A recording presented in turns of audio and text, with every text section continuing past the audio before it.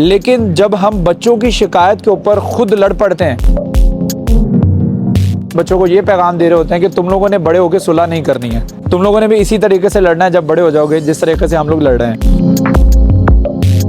दोनों कैसर और अशरफ के बच्चों के दरमियान कोई तलख कलामी हुई और वो तलख कलामी जो है वो माँ बाप तक पहुंची। माँ बाप ने इस मसले को सुलह जोई के साथ हल करने की बजाय इस लड़ाई को मजीद बढ़ा लिया। तो उसको घर से घसीट कर बाहर निकाल कर भी पुलिस जो हमारे मुहाफिज हैं उनकी मौजूदगी में तशद्दुद हुआ।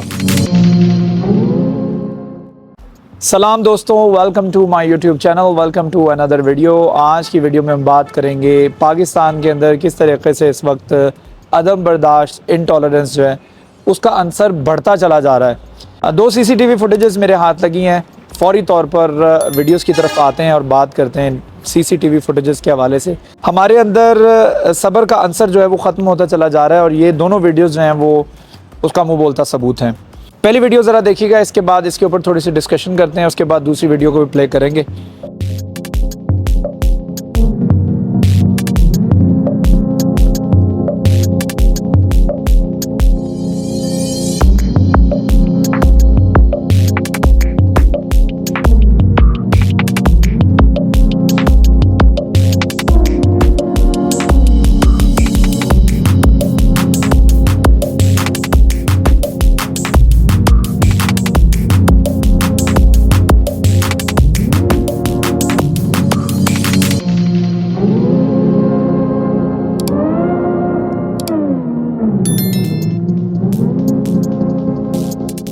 और ये फैसलाबाद के ईडन एग्जीक्यूटिव का वाक़या है जो हाउसिंग सोसाइटी है और इसको जो थाना है वो थाना मदीना टाउन लगता है। घर के बाहर आप देख सकते हैं कि पुलिस के 4-5 अहलकार मौजूद हैं और साथ में एक शहरी भी मौजूद है। डोर बेल करने के बाद घर से एक शख्स जो है वो बाहर निकलता है जिसका नाम कैसर है और कैसर अपने घर से बाहर निकला है। ये वीडियो को यहीं पे पॉज करते हैं और यहाँ पे आपको बता दूं कि ये झगड़ा जो है जो होने जा रहा है सीसीटीवी फुटेज में, वो झगड़ा जो है वो सिर्फ बच्चों की आपसी लड़ाई की वजह से हुआ है। ये बच्चों की लड़ाई जो है वो बड़ों की कब बन गई और बड़ों की लड़ाई में मुंतकिल हो गई। इसकी वजह क्या है? जब हमारे बच्चे आपस में लड़ते हैं तो हम बच्चों को समझाते हैं कि बेटा तुमने ये गलती की या फ़लाँ के बच्चे ने ये गलती की, चलो एक दूसरे के साथ सॉरी कर लो, सुलह जोई से जो है इस मामले को निपटाओ।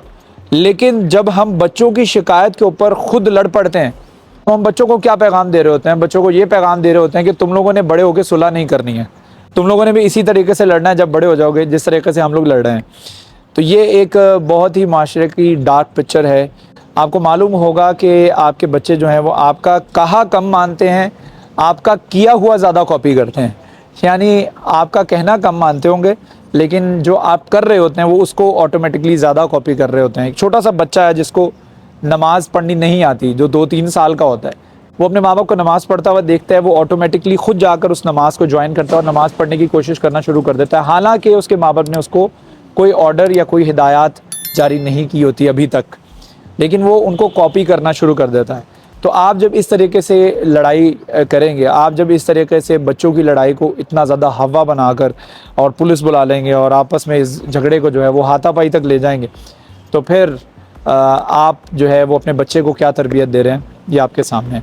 वीडियो दोबारा प्ले करते हैं और आप देखते हैं कि इस वीडियो में देखा जा सकता है कि किस तरीके से दरवाज़ा खटकाया और वो कैसर नामी शख्स जो है वो घर से बाहर निकलता है और जिस शख्स ने अपने साथ में पुलिस लेकर आया था उसका नाम अशरफ था और वो इनका हमसाया था और इन दोनों कैसर और अशरफ के बच्चों के दरमियान कोई तलख कलामी हुई और वो तलख कलामी जो है वो माँ बाप तक पहुँची। माँ बाप ने इस मसले को सुलह जोई के साथ पेशेंटली हल करने की बजाय इस लड़ाई को मज़ीद बढ़ा लिया और पुलिस को बुला करके जो है इस शख्स ने, जिसका नाम अशरफ है, एक अजीब सा कॉन्फिडेंस इस शख्स के अंदर आ गया। ज़ाहिर बात है जब आपके साथ पुलिस होगी, 2-4 लोग होंगे और अगला बंदा जो है वो निहत्था होगा, उसके पास ना कोई हथियार होगा ना कोई वेपन होगा और वो घर से लड़ाई की नीयत से बाहर भी नहीं निकला। आधे मिनट की बहस के फ़ौरन बाद आप देख सकते हैं, यहाँ पे मैं सर्कल कर रहा हूँ इस शख्स को कि जिस तरीके से वो आया है बैक साइड से, और वो नियतन जिस तरह से महसूस हो रहा है कि उसको घर से बाहर निकाला गया है और सिर्फ तशद्दुद करने के लिए ही निकाला गया है। और इस अशरफ नामी शख्स ने जो है वो कैसर को मारना शुरू कर दिया और शदीद तशद्दुद का निशाना बनाया। जान बचाने के लिए घर के अंदर दाखिल होने की कोशिश की तो चार दीवारी का तकद्दुस भी पामाल किया गया और उसको घर से घसीट कर बाहर निकाल कर भी मारा गया है।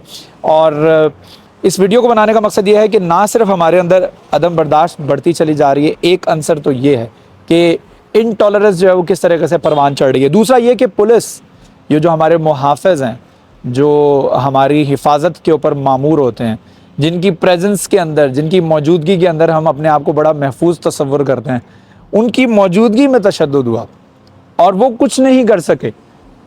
मतलब ये एक बहुत मतलब कहने को जो बड़ी छोटी बात है, लेकिन ये बहुत बड़ी चीज़ है कि पुलिस की मौजूदगी में एक लड़ाई हो रही है। जब पुलिस मौजूद होती है तो आप अपनी अपीयरेंस को ठीक कर लेते हैं। जब पुलिस मौजूद होती है तो आप कोई छोटे मोटे क्राइम में इन्वॉल्व होने की कोशिश भी कर रहे हो तो आप बचने की कोशिश करते हैं कि नहीं पुलिस की पिकेट मौजूद है या पुलिस की गाड़ी मौजूद है, ये मैं कर नहीं सकता। लेकिन ये हैरानगी की बात है कि पुलिस बिल्कुल they are standing next to them, यानी कि वो बिल्कुल साथ में खड़े हैं और यहाँ पर जो है वो कैसर के ऊपर तशद्दुद किया जाता है। इसमें एक सबसे बड़ा क्वेश्चन मार्क ये है कि क्या पुलिस इसमें इन्वॉल्व थी।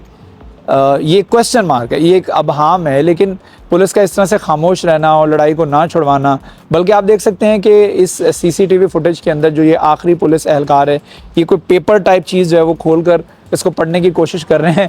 इस दौरान वहाँ पर अच्छी खासी लड़ाई हो रही है और लोग जमा हो गए हैं।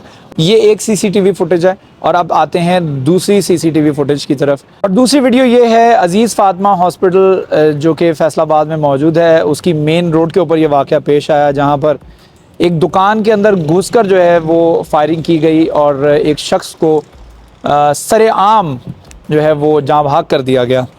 और उसके बाद के मनाज़िर आप देख सकते हैं। और ये वो दुकान है जहाँ पर आप रश देख रहे हैं और एक बाइक भी खड़ी हुई है।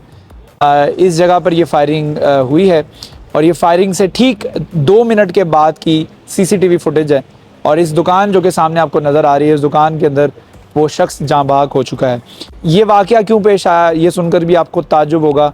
आज से कुछ दिन पहले मैंने जो वीलॉग बनाया था कि भाई ने भाई को कत्ल कर दिया बिजली के बिल के तनाज़े के ऊपर, ये वो वीलॉग था।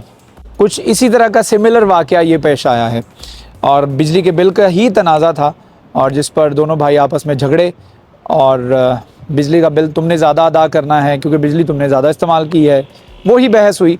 और उस बहस के नतीजे में एक भाई ने दूसरे भाई को जो है वो कत्ल कर दिया। और ऐसा क्यों हो रहा है? क्या कानून कमज़ोर हो रहा है? लोग कानून को हाथ में क्यों ले रहे हैं? सरेआम हथियार उठाकर एक दूसरे के ऊपर हावी क्यों हो जाते हैं? वो इस वजह से करते हैं क्योंकि लोगों को जब मालूम होता है कि हमारी दरख्वास्त के ऊपर, हमारी FIR के ऊपर कोई अमल दरामद नहीं होगा तो कानून हमें हाथ में लेना पड़ेगा। क्यों मजबूर हुआ भाई भाई के ख़िलाफ़ खड़े होने पर? क्यों मजबूर हुआ भाई भाई की जान लेने पर? क्यों मजबूर हुआ हमसाया हमसाये के ऊपर तशद्दुद करने पर? क्यों लोग मजबूर हुए कि छोटे बच्चों का झगड़ा जो है वो बड़े लोगों का झगड़ा बन जाए और इतनी बड़ी लड़ाई बन जाए कि आपस में बड़े जो हैं वो हाथापाई करना शुरू कर दें और दस्तों गिरेबा हो जाएं? तो ये एक बहुत बड़ा सवालिया निशान है। उम्मीद करता हूँ आपको आज की वीडियो पसंद आई होगी और अगर पसंद आई है तो do subscribe my channel, hit the bell icon button ताकि आप तक अपडेटेड वीडियोज़ भी पहुँचती रहें। Stay blessed.